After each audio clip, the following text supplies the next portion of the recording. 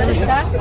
आज सन्माननीय आमदार नितेश राणे साहेब आपले मंत्री यांच्या प्रयत्नाने देवाभाऊ देवेंद्र फडणवीस यांच्या सहकार्याने आज विजयदूत बोट चालू झाली आहे. म्हणजेच मुंबई विजयदूत प्रवास हा बोटीतून करायचा आम्हाला संधी मिळाली आहे. जवळजवळ 80 सालामध्ये मी बोटीने प्रवास केला होता.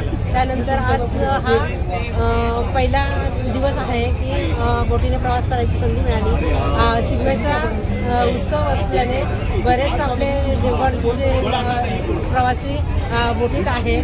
हाऊसफुल बोट आहे आणि सुंदर असं भजन झालं. सर्व लोक त्यात रममाण झाले होते. अतिशय आनंद झाला. कुठलाही कंटाळा किंवा खास कळगे वारा असला कसलाही त्रास नाही. इतका प्रवास सुखकर झाला.